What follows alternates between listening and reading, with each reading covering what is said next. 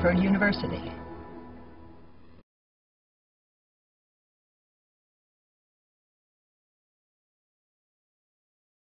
Thank you so much for that great introduction. Benefits are very much like a dysfunctional family. They don't make any common sense. They never have. They never will. So when you try to understand how benefits work, most people get frustrated because they're like 1 and 1 should be 2, and they don't realize sometimes it's 11 and sometimes it's 3. It just depends on who wrote the law. So it really doesn't make any common sense. And it doesn't mean you can't be successful. You just got to understand the rules. And it's just a matter of giving yourself the time to understand what are my needs and what are the programs that are appropriate for me to be looking at. So our focus today is going to be private or accessing private health coverage. Okay, so we're not going to be talking about SSI or SSDI or Medicare or Medi-Cal in California, which in other states is called Medicaid. We're going to be focusing just on private health coverage and accessing that and what that actually looks like. That would help if I turn that on. So health coverage is both public and private. Public would be Medicare and Medicaid, which in California we call Medi-Cal. But our focus is private.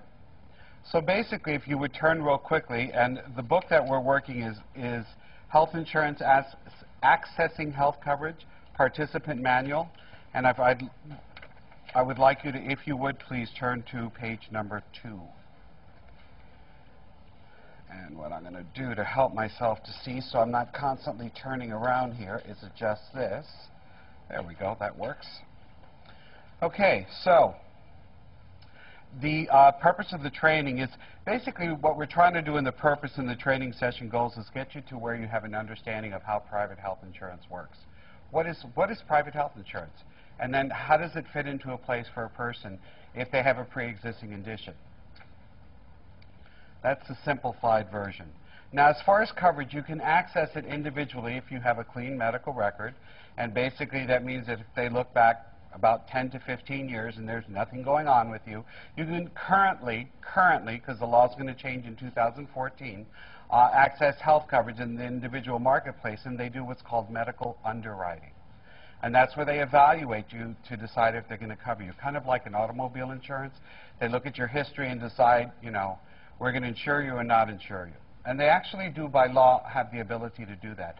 We also have group coverage. And group coverage is a way where, through group coverage, often there are ways to get in even if you have a pre-existing condition.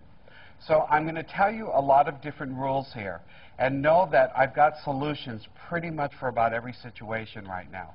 So don't get lost while I go over what the rules are and what the problems are, because I'm going to be giving you solutions. Okay, now, when we talk about group enrollment like an employer, it's very important if you're looking at employment or you're looking at joining an associate group, like AIA for architects, BAR for attorneys, an association group. They are going to have what is called the initial enrollment period.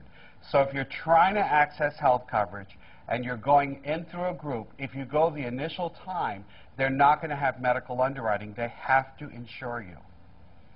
They have to insure you. Only if you access it during the initial enrollment period.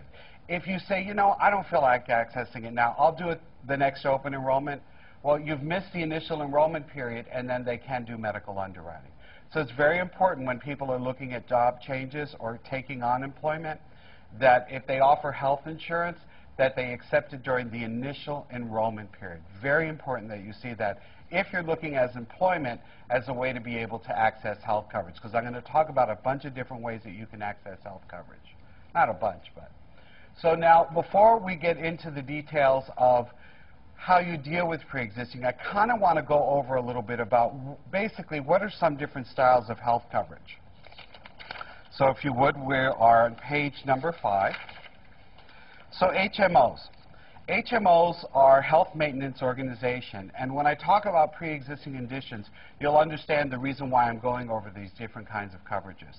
So HMOs are health maintenance organizations. They're not health insurance. And basically, they contract with providers, either like an institution like Kaiser, or you can have HealthNet. And HealthNet, for example, has a list of doctors. You get a primary care provider, and that's the gatekeeper. They actually get incentive pay based on your low usage of coverage. Right or wrong, it's a structure of HMOs. And they're the ones that are responsible to administer how you access your coverage. So that's why you have to see them every single time if you want a referral, because it's their responsibility to dole out the coverage. Now, a lot of times people will access it because the co-payments are low, or if they're accessing it for enrollment, the cost of enrollment. So a lot of people access HMOs because they're less expensive to access. But I'd like you to think about health coverage like a vehicle. You know, you have Mercedes, you have Toyota, you have IKEA. They have different features and they have different price points. You pay more, you get more. You pay less, you get less. And that really is the way health coverage is. Right or wrong, it's the structure of the way it is. We also have indemnity plans. Indemnity plan is an old style of coverage. We don't see it as much in California. I see it more in the other states that I work in. We're on page number 5, and we're in the manual that I've created for you all on health coverage. Now, an indemnity plan, the beauty of an indemnity plan is that they allow you to see anybody you want. They don't care who you see. They say, go ahead, pick a doctor. We don't have any list. And the indemnity says that we're going to go ahead and charge you a deductible. We're going to have a percentage that you're going to pay. There's a percentage that we pay. And then there's going to be an out-of-pocket maximum, which is in a calendar year. What is the maximum before we cover you at 100%? Now, what's really important that people understand here when it comes to indemnities is that they pay what they consider to be the usual and customary rate. So if you enroll in an indemnity plan, you need to understand what is the amount that they normally pay, and you need to make sure that the providers you're working with will accept that amount. Because if they don't accept what the indemnity plan pays, the difference, in addition to any deductibles or co-pays, you have to pay on top of it. And that's where people get into trouble sometimes. They say, well, the indemnity says I can see whoever I want. Well, that's fine, but you need to make sure and negotiate ahead of time that your provider is going to go ahead and accept that indemnity plan.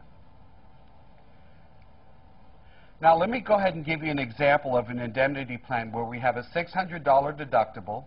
The co-payment is 30%. That means after $600, I start picking up the cost at 30%. The coverage covers it at 70%. And in my example, and this is an example, it could be whatever the plan chooses to do. It could be, you know, they pay more or less than the 30%. We're going to say in my example, it's a $3,000 out-of-pocket maximum. If I had this, and in a calendar year, I have $50,000 in expenses, what occurs is that I'm responsible for $3,600, and then the plan pays the rest. But that is at the usual customary rate. So please remember that. You need to be working with providers that will accept the amount that an indemnity plan pays. Okay, that's only going to impact you if you're an indemnity plan. So go ahead. It's not enough to say, do you accept Blue Shield? And they say, yes, we accept it. You have to say, do you accept a Blue Shield indemnity plan? If you're in an indemnity plan, you would know if you're an indemnity plan. If you're in Blue Shield, you want to know, is it an HMO, is it a PPO, is it an indemnity plan? So then once you know that, that'll let you know if that provider works with it. And the only time you have to negotiate with the indemnity is if it's an indemnity plan that you're provided under Blue Shield. But do you have to negotiate for every medical? Every time you see a provider, you want to make sure that they accept the usual and customary rate. Okay. And usually if you negotiate it ahead of time, you're okay. Usually they'll work with you. After the fact, they won't work with you. And not all, this is a very small product line that many people do not access. But I talk about it because the 4 to 5% of the people that have to access this product and don't know what I'm telling you get themselves into trouble. Yes? I see there that it says out-of-pocket maximum $3,000, but in actual fact it's $3,000 plus the $600 deductible. Correct. So your total out-of-pocket is really $3,600. Correct. That is absolutely correct. Because in the state of California, our deductibles are not included in the out-of-pocket maximum. It's in addition to. You're welcome. Yes? Using your car analogy, is this the Cadillac? This is kind of a Cadillac. Yeah, it is, but it's not cheap. Right. And there's a $50,000 cap? No, the $50,000 was an example. There is no cap that I'm telling you on this particular plan. I'm using it, I'm saying in a calendar year, if we had an example of $50,000 in medical expenses. Okay, so I'm not saying there is a cap. In fact, caps have become illegal if the health care bill stays in place. And there's a lot of things that I'm going to tell you about that are impacted by the health care bill, and then there's other things that I'm going to tell you about that are impacted by previous bills that were an attempt to deal with the fact that we have a problem with health care delivery in this country. So there are other older laws that will still be in place even if the current health care bill collapses and it goes away. There are backups. There are ways that people can deal with situations. So there's hope no matter what. There's always choices. They may not be the best choices, but there's choices. Now, a PPO, most people are familiar with, is a preferred provider organization. Now, in a PPO, you're going to contract with specific providers who are in the network. That's why they call it preferred provider organization. But this coverage says you can work in network or you can work out of network. So they actually allow you to see who you want. Now, if it's one of the providers that they contract with, they've already done the negotiating. Got it? If it's a provider that's outside of the network, who has to do the negotiating? You do. You need to make sure they accept the usual and customary rate. Another place people get into trouble. I've done this training where I had a woman raise her hand. She said, yes, I experienced that, where I went ahead and assumed that out of network they would cover it, but the plan did not pay that provider, you know, a rate that they accepted. So I was stuck with the difference. So if you're in a PPO and you work outside of the network, that's fine, but make sure that you negotiate that. So let's go ahead and give you an example of a PPO. Let's say I work in the provider network. I have a $500 deductible. My co-payments are 20%, and the insurance picks up $80, and my out-of-pocket maximum is $2,000. In a calendar year, how much am I going to spend maximum? $2,500. And if I'm working in network, do I have to worry about any negotiating or any of those kind of issues? No, because I'm already working within the group of doctors that have already agreed to work at the rate that they provide. Now, if I work outside of network, they're going to raise my deductible, and there may be a provider I want to work with that's not in the network, that's doing something, you know, life-changing that I want to be a part of. Well, they'll raise my deductible, and this is just an example. This is not all plans. This is, you know, they could be all over the place. They raise my co-payment, they drop how much they pay, and in this example, we're saying the out-of-pocket maximum is $3,000, so it'd be $3,600. It goes from 25 to 36 in my example. I experienced something recently. A new plan I joined has separate deductibles. Mm-hmm. So I have to start over again with the deductible if I go out of network. Mm-hmm. Is that common? It's not that common, but I've heard of it, where they charge you a separate deductible when you go out of network from the deductible in network. I'm just giving you examples. There are hybrids of everything I'm describing to you. If you have a baseline understanding of what I'm teaching you, you'll be able to then go with some of the different hybrids that are out there. They're like HMOs that actually have the ability to go out of network. That's something new I've been seeing. So you could actually, under this, if you're using both, you could actually have the $2,500 plus the $3,600. Yeah, and if that is the way your plan is structured, that's what's happening to Diane. And they didn't tell me that. And how would you know Yes, that? they did. Because didn't you get a booklet that just... No, they wouldn't send the booklet until after I signed up. Now, that is not legal.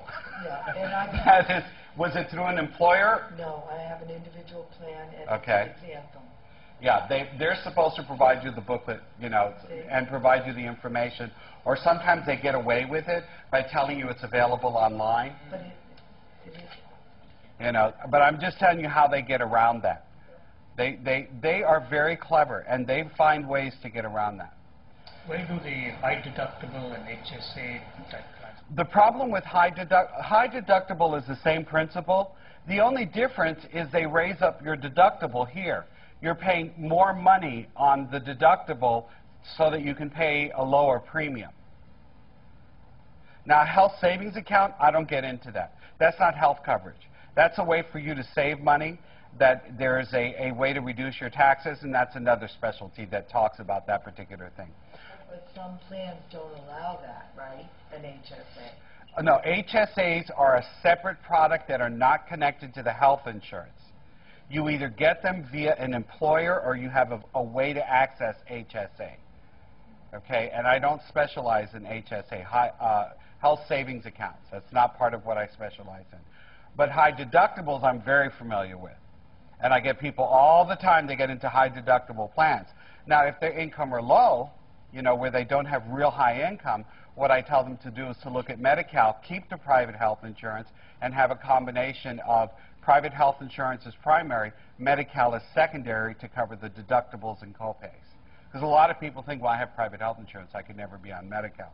But Medi-Cal is not one size fits all. It's not for everybody.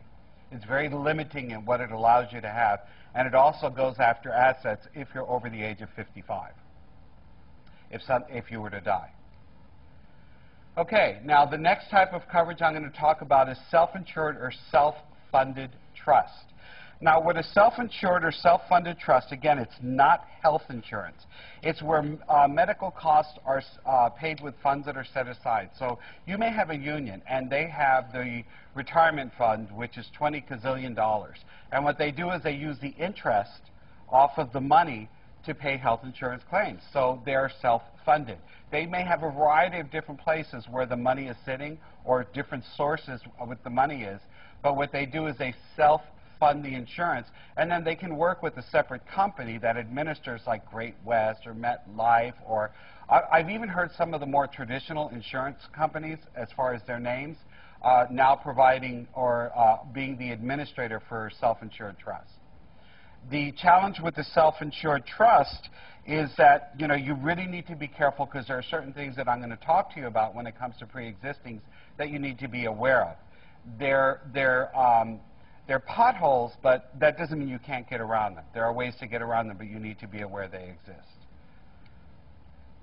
Now I'm going to talk about my favorite law. Now, till this day, this is my favorite law, even with the new health care bill. Until we know the health care bill is actually permanent, then that will become my new favorite law.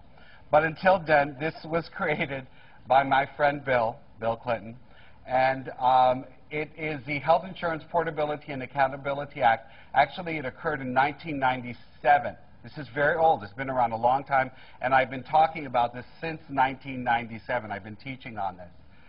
I am I'm older than I look, not younger than I look.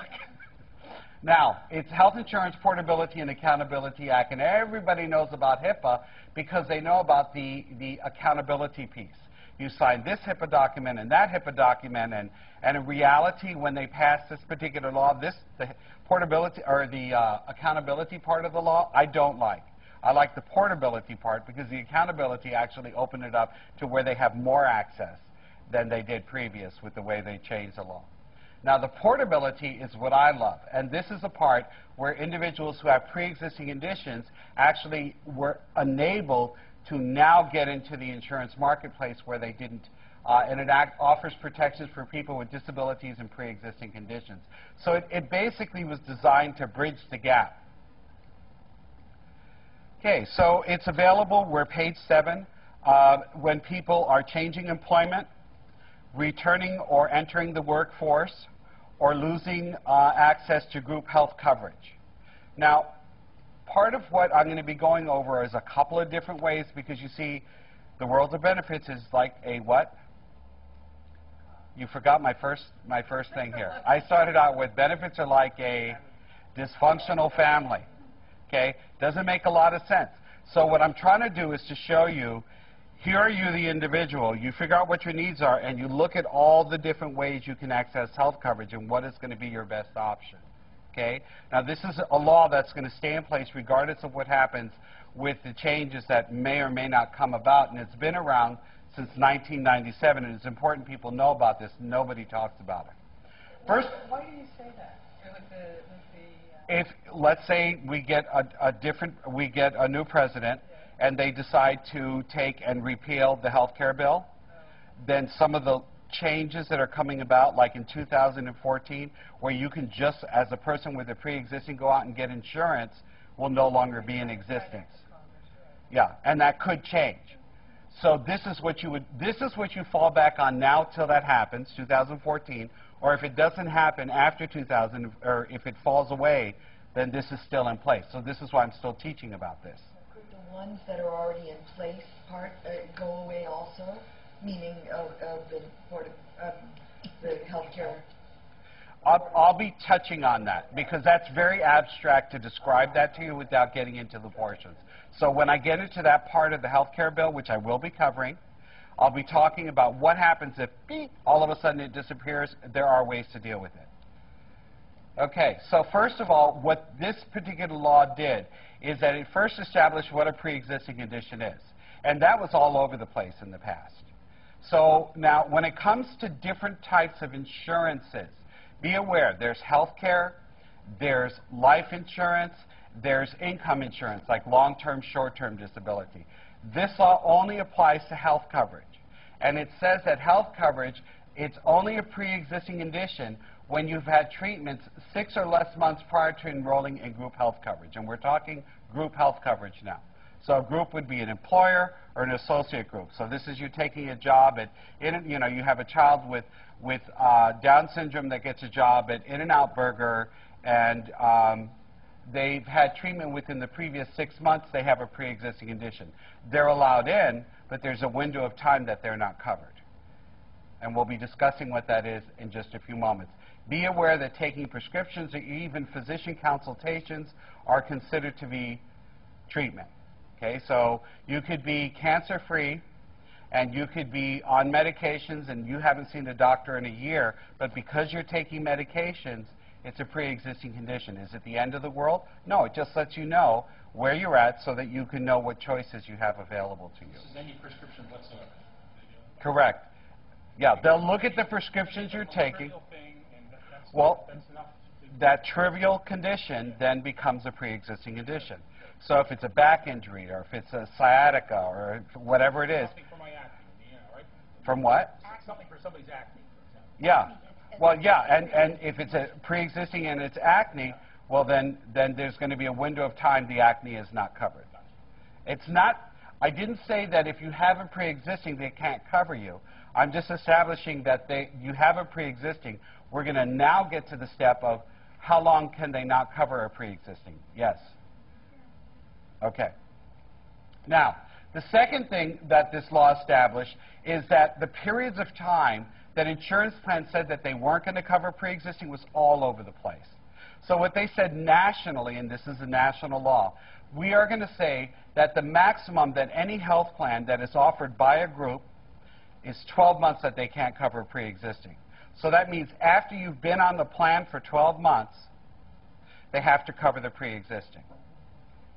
Okay? Now I'm giving you this in layers. There's even a better part that I'm going to tell you in a moment. Yes? So from that I surmise that if I have acne and for 12 months my acne will not and is not being covered. Correct. In that 12 months I suddenly develop breast cancer, that is? That's correct. Yeah, so they're only not covering the pre-existing condition. Yeah, whatever that is that you came in with. Now, how do we wipe that out entirely so you don't have to even worry about it? Well, the law further states, well, here's where I'm going over group coverage. Remember, it's employer-sponsored association affiliate. This is my favorite part of the law. They say if you've had previous coverage, you can use month for month that previous coverage to wipe out any pre-existing that you may have in front of you. And basically what it says is the months of previous coverage, as long as you don't have more than a 63-day gap, will wipe out the 12-month pre-existing condition. So if I've had 12 months of previous coverage, do I have to worry about any pre-existing going into a group? No. And the beauty of this law is that group coverage qualifies, individual coverage, Medicaid, which is Medi-Cal, or even Medicare. So any individual with any of these coverages, as they go into a new group, if they've had 12 or more months of coverage, there is no issue when it comes to pre-existing. Only in group insurance. Correct. Because I'm going to tell you the individual marketplace in a few minutes. Okay, I'm giving it to you in pieces. Yes? What individual here on this slide is that? These are the types of coverages that I have historically had so that as I enter the new group that are going to wipe out the pre-existing for me.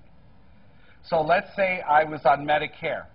I'm a survivor of cancer, and I've been on Social Security for 5 years, and I'm on Medicare, and I have a Medicare supplement, and I'm in remission, and I get a job at Apple Computers.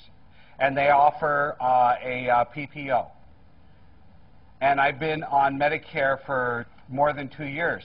When I take the PPO, can they place a pre-existing on me? No, because I've had the maximum they can place on me is 12 months, and I've had greater than 12 months, so I can go in and I can access the coverage. Now, mind you, when you enroll in a group plan, you don't get coverage from day one. They usually have a service wait. You know, you take a job and you have to be there. Some companies like UCSF, not companies, but universities, they don't have a service wait. The very next month you can enroll.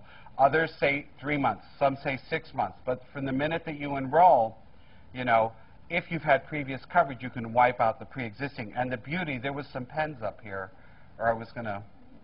The beauty of us being in the state of California, and I'll just take 2 colors, that'll be fine, is that, and one of the reasons I was going over health coverage as far as different types, in the state of California, HMOs do not have pre-existings whatsoever if they're through a group. That's through a group coverage, like an employer or an association. PPOs and indemnity plans, they're 6 months. And self-insured trust,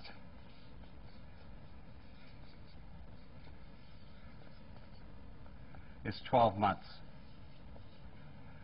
So in the state of California, it varies. So that's why you need to understand, if you're entering in an employment situation, what is the actual coverage you have, and what is the coverage you had previously? What's being offered, and what did I have, so you know what is the best option for you. Daniel, this is all going into group? Correct. Or will you be talking at some point with the inverse situation, leading a group and having to... Yes. Yeah, I'll be covering that. So the beauty of this law is that anybody who has been on any type of coverage, in other words, they created this law there used to be a thing called job lock. And when people had medical conditions, like before this law existed, I had this one guy, and I used to work in HIV and AIDS. He worked for a major computer company for 10 years and changed jobs. And before this law came about, he took a new job, and they didn't cover his pre-existing medical condition before this law. And he was with the company he was with previously for 8 years. So when I saw this law come about, I was really excited because it stopped the situation where people felt like they had to stay in a particular position because of the health coverage. They'll never be insured again. So the truth is if you're able to work and an employer offers coverage, if you enroll during the initial enrollment period, you will always have access to the coverage, and depending upon which plan you pick, determines what is a pre-existing condition exclusionary period. They don't have to cover your pre-existing, and if you've had previous coverage, you can wipe it out entirely. And they can't tell you why. Correct. Or it can. And this has been around since 1997. It's just nobody knows about it. Nobody knows about this, and it's been around since 1997. I mean, that's. They don't want it. Well, it's not that they don't want us to know about it. It's there aren't advocates that are getting on the bandwagon telling people about this. Correct. I'm going to talk about the world of individuals shortly. Okay? Now, the key thing is to remember that you have a 63-day window. Now, another issue about the HIPAA law is the HIPAA law also says that if your coverage ends, let's say you're on COBRA, for example, which is a law I'm going to talk about in a few minutes, which allows you to continue health coverage from an employer. And let's say your company goes bankrupt. Well, if your company goes bankrupt, there's no health insurance. It's gone. It's over with. So what this law also provides is that if you've had at least 18 months of previous group health coverage, you're no longer eligible for COBRA or any other health coverage, including Medicaid or Medicare, and Medicaid is Medi-Cal.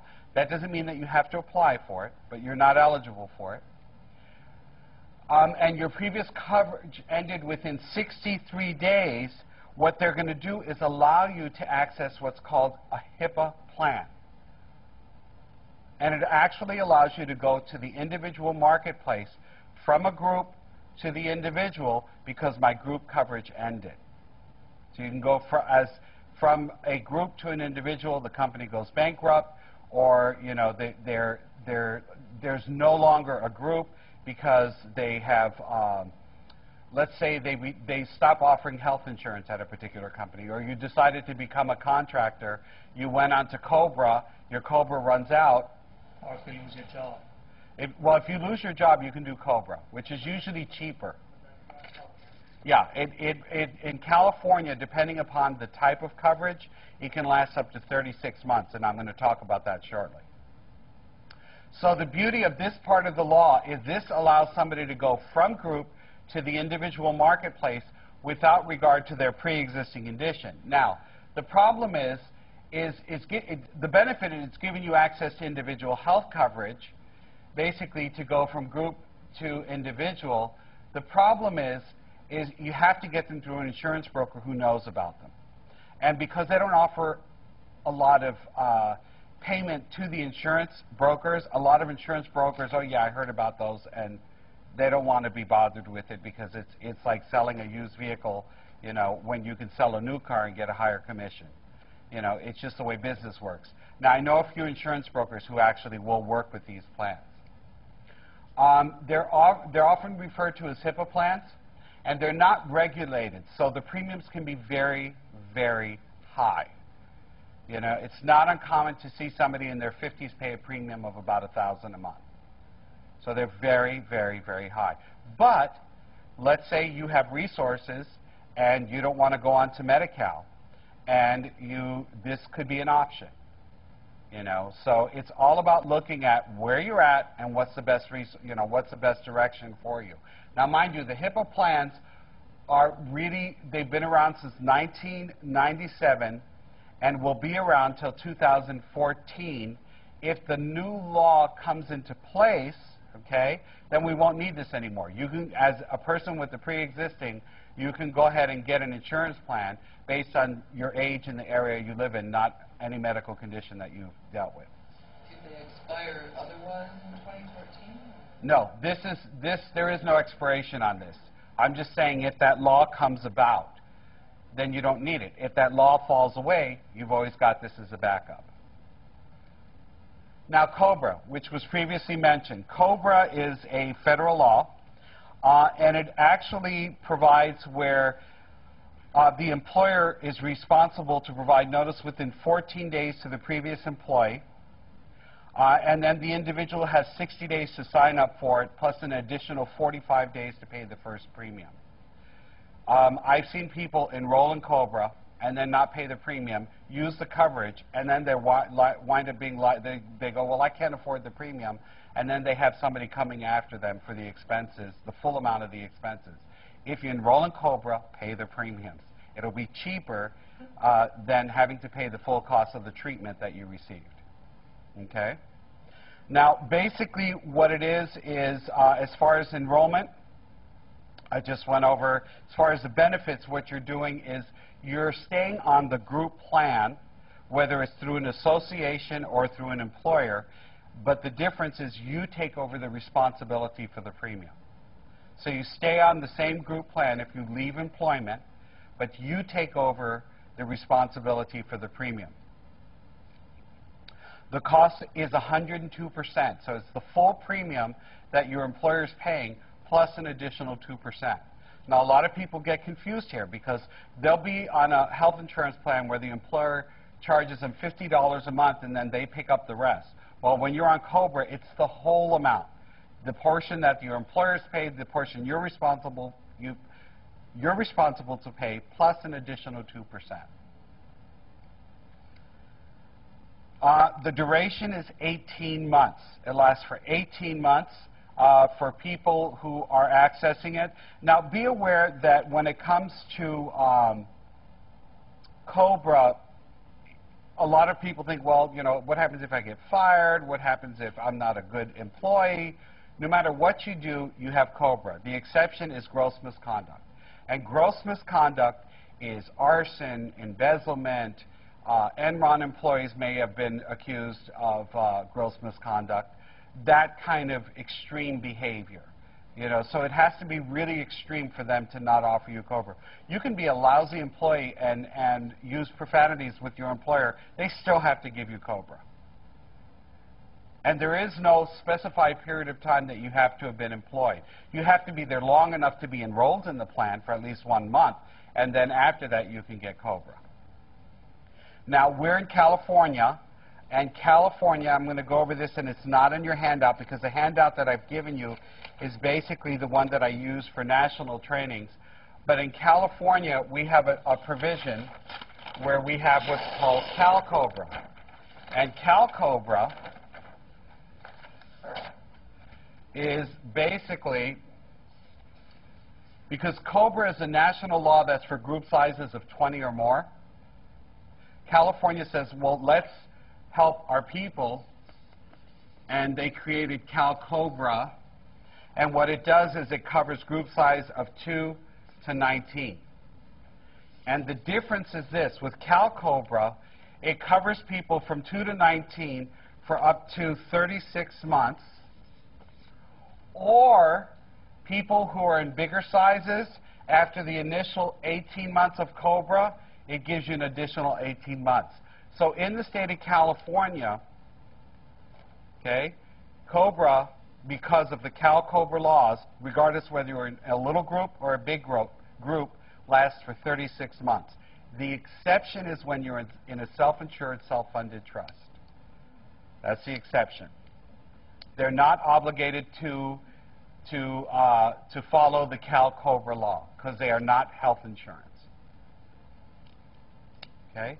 So the continuation for COBRA is up to 36 months in the state of California.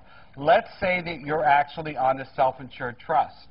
If you're on a self-insured trust or you live in another state, then what happens is, or until you're Medicare eligible, then what you will be eligible for is OBRA, which is an 11-month extension, but that's only for individuals that are under a Social Security approved disability. And basically the enrollment occurs if you have a Social Security approval letter, which you provide to whoever's administering the COBRA. So this is for somebody who's on a self-insured or self-funded trust, okay? Or they live in another state besides California. This is why it's important you understand the plan that you're on. So then if you have a Social Security approved disability, you provide the award notice to whoever's administering the COBRA, whether it's the employer or they contract with another company, then they have to give you the 11th-month extension. And the benefit is you get to stay on the same health plan that you were, and it's going to carry you until you're Medicare eligible. The cost is 150% full premium plus 50%. So it's a 48% increase. Whereas CalCOBRA is 110%, which I didn't tell you. So it's a lot cheaper to deal with CalCOBRA. 110% is only for the second 18 months. The second portion, that is correct. Unless you're in a small group, then during the whole time it's 110%.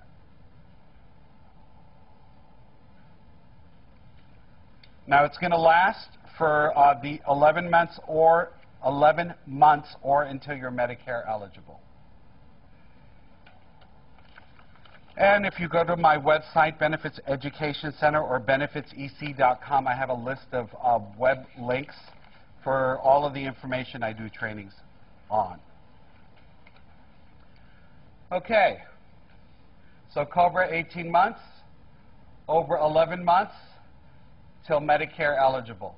But if you're in the state of California and you're not in a self-insured trust, you can use CalCOBRA, which will be less expensive, but it will stop when you're Medicare eligible. Okay? Any questions? Because I've covered a lot of information so far.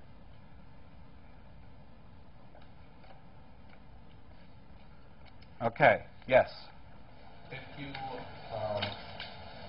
leave your job and you're in between jobs, you can go on COBRA. Correct. But is there a disadvantage of going on Medi-Cal? On Medi-Cal? Okay, if you let's say you leave your job, right, and you qualify for Medi-Cal and you have COBRA as an option, Medi-Cal actually has a health insurance premium payment program that'll pay the premiums to keep you on that private health insurance. So you have the best of both worlds. You have your health insurance as primary and Medi-Cal as secondary. And then you get the premiums paid for if you have a high-risk medical condition. And what they do is they look at the cost of your premium, right? And as long as your monthly medical expenses are 2 times the cost of that premium, it meets the qualifications. So let's say you have a $300 a month premium. As long as your medical expenses are at least $600 a month, Medi-Cal says, hey, it's cheaper for us to pay $300 versus $600. We'll go ahead and pay the premium and still cover the deductibles and copays. Now, the problem is that their health insurance premium payment program has become a internet-only access portal. You can only email them. They respond every 2 to 3 weeks to an email. So you will be burdened during that time period, which is not the way the program was originally designed, because I was doing benefits work when they first came up with this program, and it used to be a terrific program, easily administered. You had access to people with phone numbers, but what's happened is because of budgetary cuts, they shrunk the program down, and I literally have consumers that are trying to get their health insurance premium paid, to stay on it, and they lose the ability to pay the premiums and drop the coverage and just go on to Medi-Cal, which is ridiculous for Medi-Cal. It makes no sense for them. And then now my consumer, in some cases, loses access to providers that don't take Medi-Cal, because there are limited providers that take Medi-Cal. So know that the system is not a great system. You know, you're going to deal with challenges. The key thing is, if you're going to do a health insurance premium payment application, make sure that you have all the documents the first time, so you never have to get an email from them saying, we need more information, because that adds another 3 weeks. So with Medi-Cal, I'm not familiar with it Uh-huh. that much. Is it only like when you have pre-existing condition, or you don't have insurance for certain Okay. income? Medi-Cal is a whole different training I do. And when I do that training, I talk about 5 different types of Medi-Cal. And in fact, I'm going to be doing a webinar on that. If you go to my website, you can see that. I'll be doing a webinar on it, on the 5 types of Medi-Cal. Medi-Cal, you know, can, depending upon what kind of Medi-Cal you go for the most part requires that you only have $2,000 in the bank, 1 house, 1 car, and then there's certain ways that you can qualify depending upon what your income is. Okay, and if you're married, they look at both of your incomes. They'll only look at 50% of the spouses, but it counts towards. And sometimes you can participate in Medi-Cal and have a real high copayment, to be able to be part of the Medi-Cal system. So it's not a one-size-fits-all. A lot of people go to Medi-Cal that really, it makes more sense to keep the private health insurance. And if you do qualify for Medi-Cal and have private health insurance, you really want to try to keep both, and proactively enroll in the health insurance premium. Don't even go to Medi-Cal if you make more than a certain... No, I'm not saying that. I'm saying you need to evaluate your situation, because the hour and a half it takes to describe that, I can't give you that answer. Because there's different ways that you can qualify for Medi-Cal. There's different ways. And it may or may not be a good option for you. Now, you go to a lot of hospitals, they're pushing everybody into Medi-Cal because that's what they know. And I watch them push people out of private health insurance, and in scenarios where people have copays of $1,600 a month because their income is $2,000 or $3,200 a month, they have an income from disability, and now they've got a $1,600 a month copayment, and they drop their health insurance, and that's all they have. You see what I'm saying? So it doesn't always work. Okay, so the Affordable Health Care Act, it came about in 2010. And what I'm going to be doing is going over some of the highlights of the Affordable Health Care Act.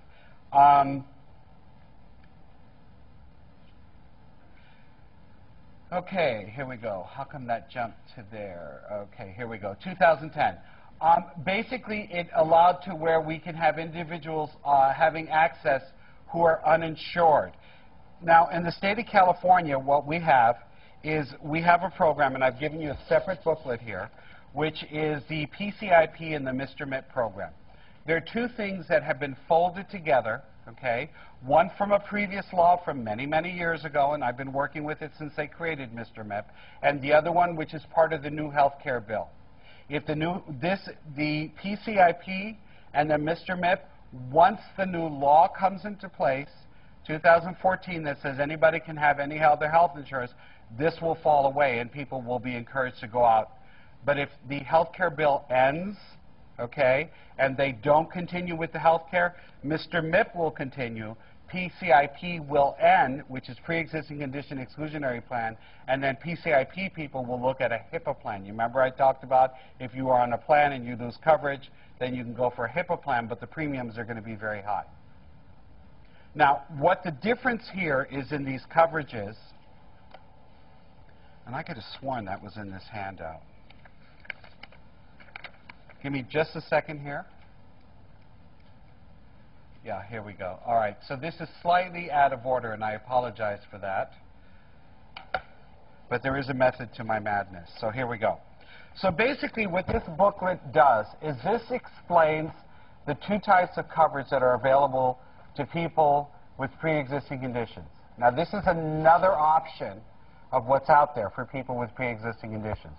Remember, pre-existing condition is if you've had treatment for 6 months or more. Now, if you're in the individual marketplace, they look back 15 years.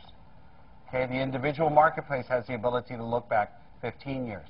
The Mr. MIP program basically is designed, okay, for people, even if they have current coverage and they lose the coverage and they don't want to go with the HIPAA plan, they can get onto a Mr. MIP plan. Or if they get onto Medi-Cal and Medi-Cal, the co-payment for Medi-Cal monthly usage is too high, they can get onto a Mr. MIP program. The challenge with the Mr. MIP, which is Major Risk Medical Insurance Pool program, is that the costs are relatively high for premiums, and they do have a $75,000 annual cap and a $750,000 lifetime cap. Because it was created by a previous law that existed before the health care bill, and because it's subsidized by the state of California, the cap stays in place, even though from this point forward, with the new health care bill, insurance companies are not allowed to have caps in coverage. They have to cover you for the full extent that you have. I'm sorry you're so cold. You should be next to this. This is like a heater. Even if you already have a plan, that the caps are going to go away? Yeah, the caps will go away if the plan stays in, if the health care bill stays in place. Now, the big difference between the Mr. MIP and the PCIP is the Mr. MIP is for anybody kind of at any crossroads, meaning, you know, where they're needing access to individual health coverage. So let's take a quick look at what the premiums are. And what area is this? This is San Mateo? Santa Clara County. Okay. So I'm so classic San Francisco. Okay, so Santa Clara is group, and what they do is, the way they determine this is by the age of the individual and the group or the area you live in. And the area is based on the county. We're in 3. Thank you for not making me go through all reading this. So area 3 is page number 10. So if I go for the Mr. MIP program, the Mr. MIP is also going to cover me and dependents, and that may be a venue. Also, there are Medi-Cal programs that cover dependents if there's low income as an issue. But if low income is not an issue for you, and you don't have the ability to cover your children through Medi-Cal, this is another way, if they have pre-existing conditions, that you can get them covered. Now, subscriber only, let's say I'm age 44, and I want to get onto Anthem Blue Cross. My premium is going to be $859. Okay? It's relatively high. It's actually cheaper than a HIPAA plan. And this is why it's real important if you have COBRA. COBRA is usually less expensive because you're getting it through an employer, and the employer has the buying power of the bigger group. Therefore, the amount that they charge is less. This is a plan for people with pre-existing. Now, if I go for PCIP and I'm the same age, look at that, 306. See the difference? Now, PCIP, though, the big thing to know about that particular plan is that you have to be uninsured, no insurance for at least 6 months. So if you've had no coverage, let's say you have somebody recently diagnosed with cancer, has had no coverage, PCIP is a perfect option for them. Because the premium is less, there is no cap, and it'll carry them to the end of 2013. And that pre-existing condition caveat here is not affected by that other little wonderful fix that you mentioned where you've had insurance prior. Correct. That is you're describing it the caveat. I call it a bridge. The bridge that I discussed before, where if I've had previous coverage and I'm going into a group, then I have that you know, my previous coverage is going to wipe out any pre-existing for a group. We're talking about now a scenario where somebody has no coverage. They decided they were going to become an architect and they wanted to be self-employed, and their bookkeeper said, oh, you don't need insurance, you're 26 years old, you're in great health. And I see it all the time. People sit down with money people and they make health care decisions. Oh, you don't need to, you know, enroll in state disability because it's voluntary. You know, you know, you only pay the federal taxes that you're required to. And then they wind up getting into scenarios where they don't have the coverage. Well, that individual can enroll in PCIP. So you can't go to PCIP if you're previously insured, change a job, and you want Correct. to go to PCIP. That's not an option. It's only if you've not. This is a temporary fix. This is the temporary fix that was created with the health care bill. It was a temporary fix that was created with the health care bill, which PCIP is designed for people that are uninsured for 6 months or more. Now, every state has their own version of this. Every state has their own version of this. It could be if a woman decided to get a divorce. Right? Well, if a woman decided to get a divorce, she could be covered by COBRA. And she could get that COBRA for 36 months. If she was covered by her the insurance of her husband under the plan. PCIP, no coverage for 6 months. Let's say she gets divorced, and part of the settlement, she doesn't want to bother with him, so she doesn't get onto his COBRA. 7 months later, she all of a sudden discovers that she has ovarian cancer. Well, then PCIP would be the option for her. And the coverage, if you enroll on by the 15th, starts the very next month. What about the gap for Medicare between the 80% and the 20%? That's a whole different training. I was like, I came to the wrong one? It's a whole different training. Medigap's Medicare supplements is a whole different type of insurance. Has been around forever. The new health care bill is not impacting it significantly, just slightly. And basically, if you're eligible for Medicare, you really want to look at those two options and figure out, do I want a supplement, do I want a Medicare Advantage, or do I want to look at Medi-Cal? Because you do need that coverage, and there is no issue of pre-existing. Now, if you enroll during the first 3 months of your eligibility for a supplement, there is no pre-existing. So that was your... So that means initially when you got Medicare. Correct. Yeah, but If you miss that, then you can always enroll into a Medicare Advantage plan which doesn't have pre-existing. That's a different training, dear. I know the information, but it's not really what we're covering today. But you can go to my website. I will be doing a webinar on that. I actually am going to be having archive webinars. The system that I'm using didn't record the webinars I've done correctly, so I'm going to re-record them. But I'm going to have the archive ones online. They are available at a cost because I'm not a nonprofit organization. So, but they give you a little 1-hour snippet of a particular subject matter, and then I cover it pretty fully. Okay, so you have a choice of, in the state of California, PCIP or Mr. MEP. PCIP is the newer one that was created via the health care bill, designed to cover people till the end of 2013, till the end of next year.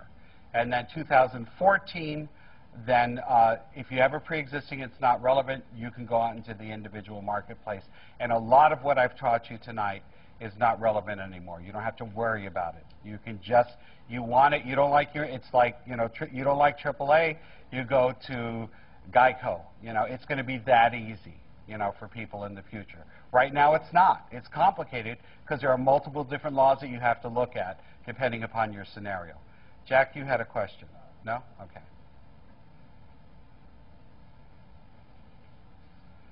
After 2014, when I guess the competition is going to set the pricing. Yeah, and it depends on how they structure it. What they're going to do is they're going to create health insurance exchanges, okay? And the beauty of it is they're going to require that Congress participate in those exchanges.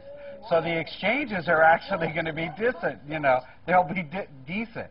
So the exchanges, and that's something they're upset about, but the exchanges actually will create a more even marketplace.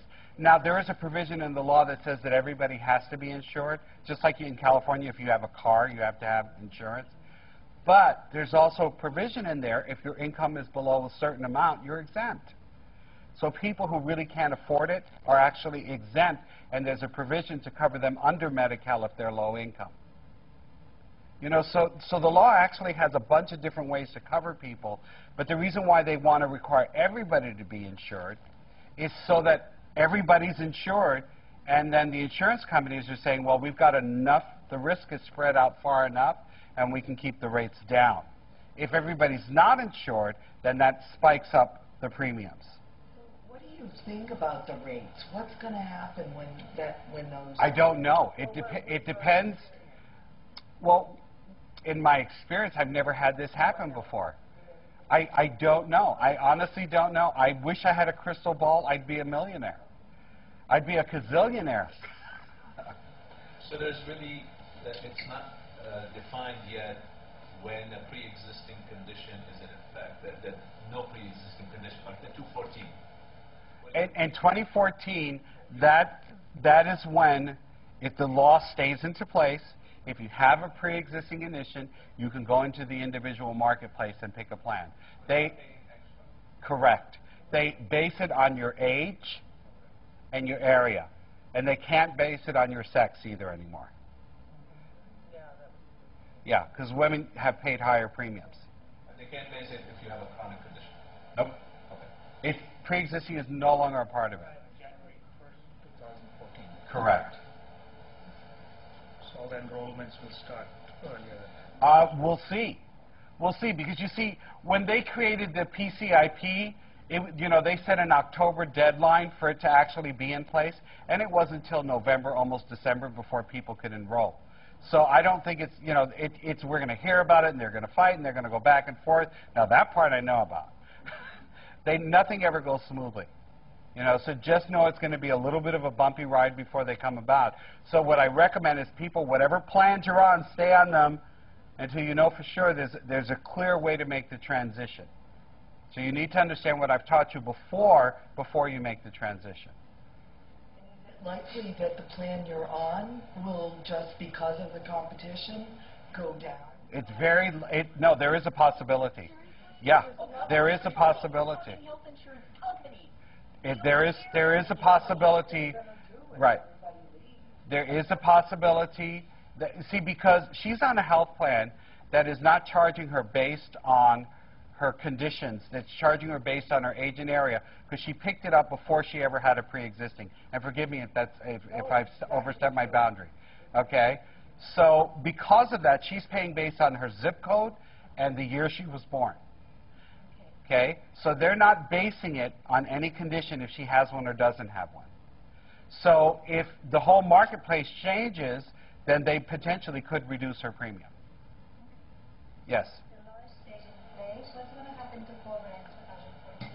COBRA will still exist, to my knowledge, but may not be, it may or may not be a good option. And what I mean by that is it depends on what happens to employer groups that buy health insurance. Because the market is bigger. Now, I'm just giving you my opinion, okay? I'm not telling you the fact. But if an employer group is part of this great big thing, their rates are going to go down. And you're always going to have a cheaper rate in a bigger group than you are individually. So COBRA may be a more cost-effective way to continue with, you know, to continue, period, whether you have pre-existing or not. We'll see what the rates turn out to be. We'll see. So actually, as a consumer, you would just look and see, is COBRA Right. better for the 36 months or the 18 months, depending Right. on your situation, versus going to the individual Yeah. marketplace. Yeah. That's all. Because Yeah. now you can Now actually- you have, it's because you called don't- choice. Yeah, because you don't have Right. to worry about the pre-existing. Exactly. Exactly. See, in other countries, they have universal health care, which we don't. I'm not going to go there. This is a digression, and just shut me up if it is. I don't want to waste your time. I had a person who works at the broker who brokered the insurance plan that my husband's company has Uh-huh. help me out with a few sticky things, just that the Blue Shield was not doing. And somewhere in our conversations, we got into the 2014 law, and I just assumed she was all sort of on my side with it. And she said, basically, no. Well, if that, I mean, let's just hope that doesn't pass, because then I'll be out of a job just like everybody else. And what is that thinking? Where are insurance brokers really? I can't speak for who she is and what she's about. Right. Is that even possible? Wouldn't they be brokering the exchanges? Yeah, they could be, but they're not going to have as much money and make as much money. Yeah, so it's going to cut their commissions down most likely. Because it's easier. It's like the travel industry. Do we need travel agents? Now, there still are travel agents, and there are some travel agents that do well. But when the internet, see, it's going to shift, and that's what she's uncomfortable with. And it's unfortunate she would say something like that. Yeah, that's real unfortunate. I actually work with an insurance broker that always wants to see the consumer do the best, and then she just makes an adjustment to what's going on in the marketplace. You're welcome. Okay, so they extended coverage to young adults. So this is part of the law in 2010 that said children up to age 26 could now. And then it also changed the law that children with pre-existing conditions starting in 2010, they had to accept children with pre-existings, the individual marketplace starting in 2010, children under the age of 18, under the age of 18. 2012, what I'm doing is giving you some highlights. I'm giving you some highlights, and the details are, give me just a second. The details are in here a bit more. Provide new voluntary options for long-term care.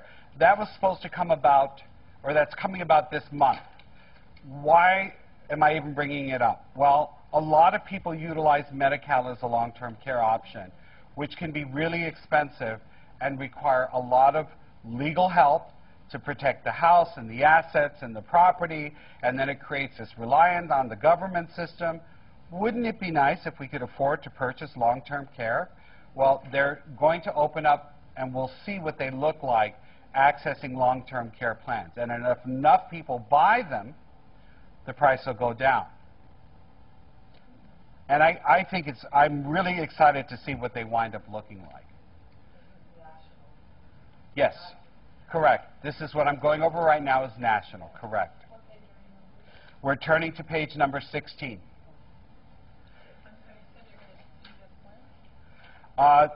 This next month was for 2012, page 15. October the 1st, actually as of yesterday. I haven't seen them yet. Like I said, whenever, I've always seen this historically, whenever there's anything to do with insurance, the law says it's supposed to start this date, and it always takes a while for it to actually materialize. They may have come up with some. I didn't get any emails on it. So I haven't had a chance to really do my research to see what's out there. But I'm looking forward to it because, again, for me, in the world of benefits, I don't believe that it's one size fits all. It's really about understanding the individual and then figuring out what is their best option. And this, again, is another option. 2014, this is where we're going to have health insurance exchanges. So this is, for example, if your employer doesn't offer health insurance, you'll be able to buy insurance directly in an exchange. And basically, they're alleging that it's going to be a new, transparent, and competitive insurance market where individual and small businesses can buy affordable and qualified health insurance benefits. If it happens, I think it'd be terrific. And small businesses under 500, right? I don't know the actual number of a small business. I don't know what the number is. I haven't memorized that portion. I haven't started memorizing the new health care bill because I'm waiting until it's stable. That's in the world. I've been doing this for 20-some years. I wait till a law is stable and I know it's not moving, then I memorize it. So I don't know the numbers, to be honest with you. And I've only got about 83% of what I know memorized. The other, I still have to rely on my materials. Is it mandatory for employers to provide health care? They're going to provide incentives for employers to continue, tax incentives for employers to continue to insure people. So they're going to make it a good thing for the employers to do it, to where they'll want to do it. They're going to be promoting individual responsibility. So if you can afford to, you're going to be required to. It's ensuring free choice. That's something I'm really excited about. And then making care more affordable. They're going to be providing tax credits. And what they're looking at people that, with people with incomes above 100% of the federal poverty level, but less than 400% of the federal poverty level. And I give you an example here. That's an example back in 2010. Federal poverty level hasn't changed that much. But somebody between 43 and 88,000 annually, they will have the ability to be able to get special tax credits if they purchase health insurance. So it's an excellent law if it comes about. We'll see, you know, what happens. It's going to ensure coverage for individuals participating in clinical trials, which is a big deal.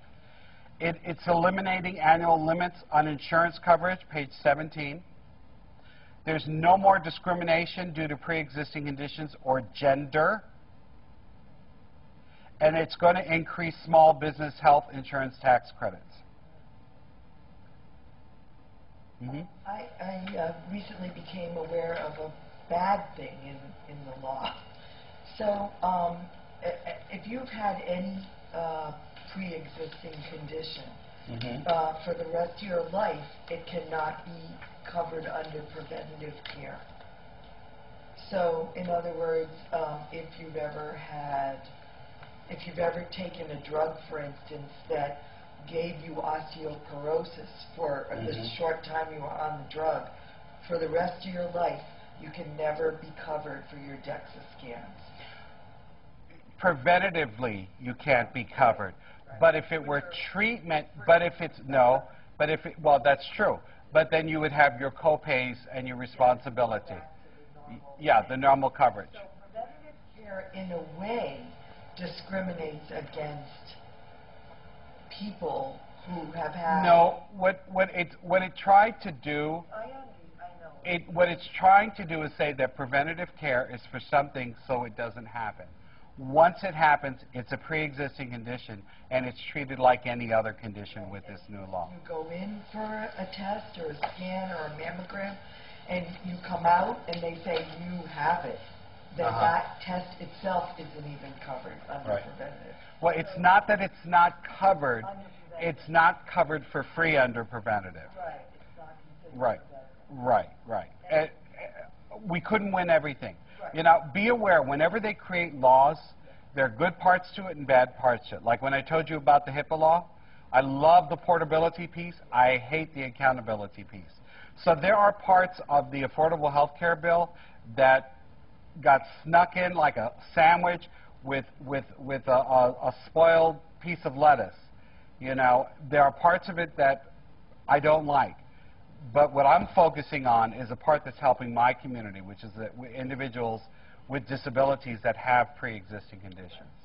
So you're always going to find portions of the law that are not good. And that's in any of the laws. You know, so just be aware of that. So with that, I would like to go ahead and take any remaining questions in the remaining 10 minutes. Kind of touched on this, but the HSAs, you said that's separate from Correct. your insurance plan. But my insurance, when they offer the different plans, they say this is an HSA plan. Mm-hmm. So meaning, if you choose this plan, then you can have an HSA. So what they're doing is they're taking a product and they're folding another product with it. Okay? So they're folding something else with it. But and they can do that. Okay. It's kind of like it's not uncommon when an employer offers an array of coverages. That's why they call it a cafeteria plan sometimes. Think of a cafeteria, you have a tray and you select what you want. And then in the cafeteria plan, they give you a budget. And then anything above your budget, you pay for out of pocket. That's what like a cafeteria plan is. Some of the products you pick will be sandwiched together, and you'll be able to pick up that product that way. So if you aren't on one of those plans, you can't have an HSA? No. You can. HSAs exist from employers mostly. And I don't specialize in HSA. There are provisions of how you can set up an HSA without an employer, but I don't know how they work. What I'm telling you is that some insurance companies fold them together. That's the part I'm familiar with it. Other ways to get it, I don't know. So, basic question. If I leave my work, can I still go in Cobra? Or Yes. I can The only thing is as long as you are not an embezzler, you know, you're not like an Enron employee. Much more expensive than... It's 102%. Full premium plus 2%. And usually PPO is 80%. Is it more expensive than PPO? It's whatever your employer is currently offered. So let's say I work for a company, and the company offers 3 different health plans. Okay? Let's say the company offers an HMO, and it offers a PPO, and it offers a self-insured trust. Okay? The HMO, to insure me, and this I'll see in a big company like United Airlines. You know, they'll offer these options. And let's say the HMO, to insure me as an individual, the company pays, let's say, $500 if I were to go into the HMO, $800 under the PPO, and $900 under the self-insured trust. So whichever plan I'm on determines what the premium is that I'm responsible for. And whatever plan I've selected determines the coverage I have. So that's what you need to know. So you need to say, you know, if I'm leaving the job for whatever reason, and during open enrollment, you can always do a switch around. Sometimes I've seen people do that. While you're on COBRA, you can switch the plans. You can participate in open enrollment with an employer. While COBRA, you can do open enrollment? Yes. Now, they don't have to send you materials on it, but you are eligible to participate. You have to be on the ball and call them up. Yes. You have to be aware of it, and then you have to select it. But during open enrollment, which usually is the latter part of the year, starting in October through the end of the year, is when people make selections. That's usual, not always. Because they could have a different calendar year, or a different, not calendar year, but a different year that they operate under. What happens that what you just said? I could barely hear you. Could you repeat what you said about COBRA and that open enrollment? If you are on COBRA, you are eligible to participate in your employer's open enrollment when that happens. You're eligible to participate. They're not required to let you know about it. You need to be aware of it and be proactive if you want to make a change. But be aware that if you make a change, it could change the way that you're being covered. It could change the way that you're being covered. In other words, if you're on a PPO and you work with Dr. Huzamatuli, and then you switch to the HMO to save money, Huzamatuli may not work with that plan. And then you have to find a new doctor, and the way that you're being covered is different. So CalCobra is through the employer itself, the paperwork, or is it separate paperwork? The CalCobra, actually, you work with the insurance company to do the paperwork. He's talking about for the smaller group of 2 to 19, or in a big group of 20 or more after the first 18 months, that CalCobra piece. Yes? Does it make sense to stay, okay, we are with a group with Kaiser. Right. Through my wife. My wife is going to leave the job. I'm self-employed. Does it make sense to stay with the same company that you've been with as a family, but it's going to be an individual plan? Or is that going to backfire because... It depends. Does anybody have a pre-existing condition in the family? Well... If somebody... 6 months, you're right, Yeah, if somebody has a pre-existing condition, getting into the individual marketplace, there's only certain ways that you can do it right now. So staying through that group coverage on COBRA is probably the best way to go for now until 2014. Because of the pre-existing condition, does that increase my COBRA? No, no. COBRA is the same for everybody regardless. And COBRA is just the amount your employer is responsible to pay plus 2%. So it's whatever your employer, and what your employer pays to insure you is based on your age and the zip code you live in. Based on your age and your zip code.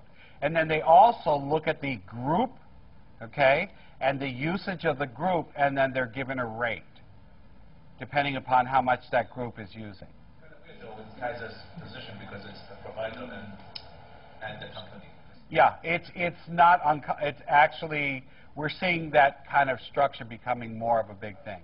Yeah, and Kaiser's pretty much, it's in 4 of the states that I work in. Not all states, but it's in 4 of the states I work in. Is there a distinction between pre-existing conditions that are like really big and then smaller ones, or is it? Pre-existing is pre-existing. I'll And give you an example. My 23-year-old daughter, I applied for individual coverage for her, and they refused coverage because she had acne and had taken medications within the last 2 years. I kid you not. They refused coverage. I've seen stuff like that. Yeah, so, but that's the way it used to be. Okay? So now your daughter's how old? She's now 26. I got her back in with, Right. with the change, Right. and now she's back out again. So what you do is you get her a HIPAA plan. I kept her coverage. Oh, you kept her coverage? The whole time I had her on group coverage, Yeah. I just held on to the other plan, and I paid double. Okay. Just to keep her on a plan so I didn't have to go back and worry that she was going to be denied again. Right. So then what you could do is if there's, when she hits the age where she loses the coverage being, you know, over 26, when she's, okay, so then she can do a HIPAA plan is how she continues. There's always an option is what I'm telling you, even up until before the law changes, yes. It's a digression.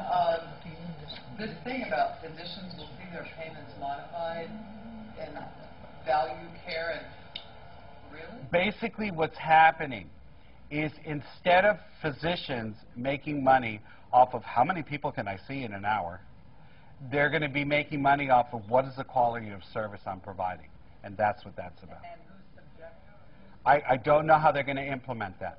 But the goal of that particular part of the law is to increase the positive outcomes when doctors see patients and to give them incentive pay. Just the way right now our system incentive pays an HMO doctor when he keeps expenses low, now they're going to look at incentive paying somebody when they have better outcomes. Yes? question. A couple, say one of the, say the husband is insured on his, the wife is not in her job, and she has not signed into, let's say, the initial enrollment, and later on open enrollment comes in, then they can go and look into pre-existing conditions. Yes, they can. But if she was insured on the previous one, in her spouse's insurance, so wouldn't the bridge help in that case? As long as she doesn't have more than the 63-day gap between the old and the new, yes, that does qualify. And so that's why it's important when you leave an insurance company or a job that you get a letter of insurance. That's what that letter's from. Everybody's been getting this letter, and they don't know why they get it. The letter of insurability is the HIPAA's portability provision that allows you to do one of two things: either to get an individual coverage if you have nothing available to you, or to wipe out pre-existing when you go into a new group. That's what that letter's for. They implemented that part of the law with no explanation. People get it, they toss it, they don't know what it's about. So I was very confused when I read the letter the first time my daughter aged out at 23. I read it, and it looked like she had to have had 18 months of continuous insurability with one insurer or something. I got very confused about it. So that was the reason that when I got her back on my plan the second time under group coverage, I kept her individual coverage because she wasn't going to be on my plan for 18 months before she was going to age out again. Was I misunderstanding something? The letter really confused me. Yeah, the letter is not well written. And the letter basically is explaining you had to have had at least 18 months of previous coverage. But it could have been a combination. Yes, it can be. It can be a combination. Yes, it can be. So I probably didn't need to keep her coverage, her double coverage. Correct. Okay,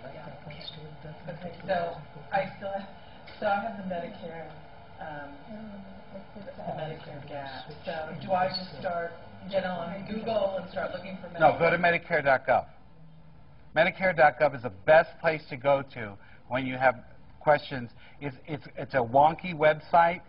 Takes about 2 hours to get used to the way they talk, because they try to use terminology that's consumer friendly, but in doing so they create more confusion.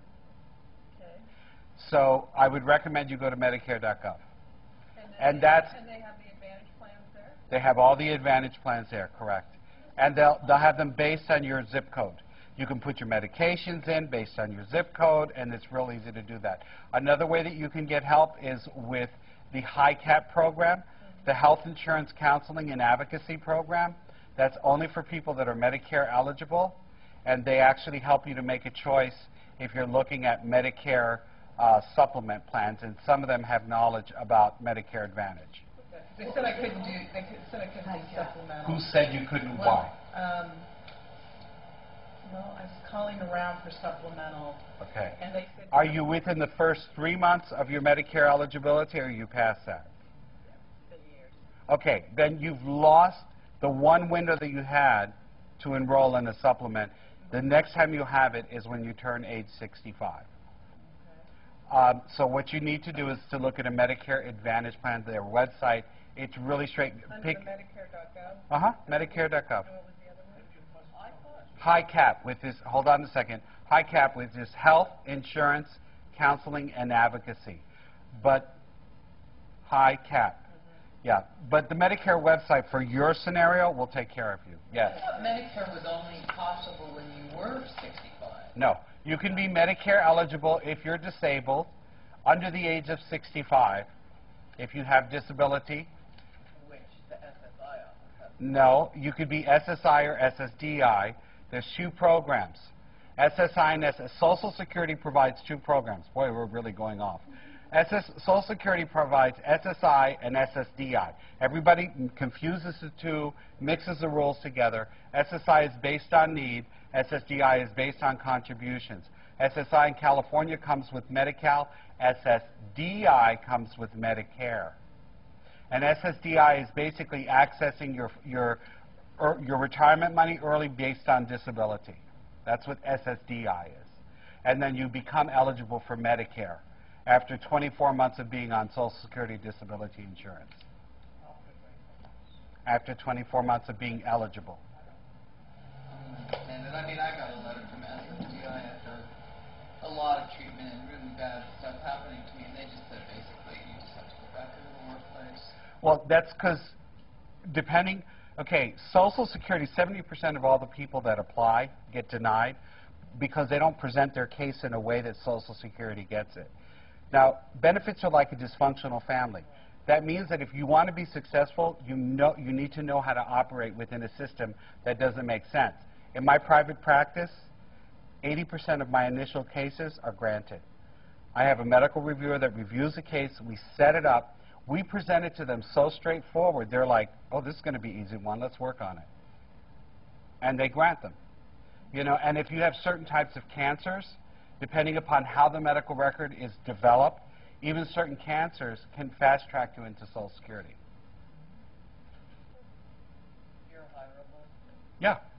Oh, yeah, yeah. Just go to your website. Yeah, just go to my website. Yeah. And I even do consultations if you want to, at a reduced rate, just to go over your specific scenario to see if it's something you want to do. I had one person who we were able, she was on SSI. This is a real rare situation.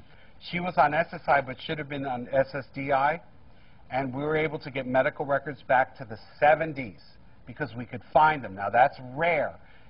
One of those freaky families that saved everything. And they had the medical records from the 70s, and we were able to get her SSDI benefits because we could prove that she was disabled in the 70s. That's the furthest I've ever gone back, retroactively in establishing a case.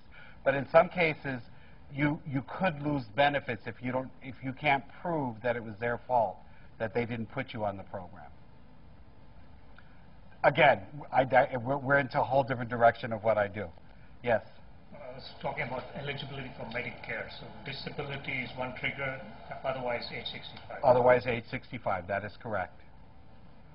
It's not based on need, it's based on contributions through the FICA taxes. Last question, and then I need to go home and rest. Disability for Social Security is whatever inhibits what you do usually for a living, right? No. No. No, it's not that straightforward.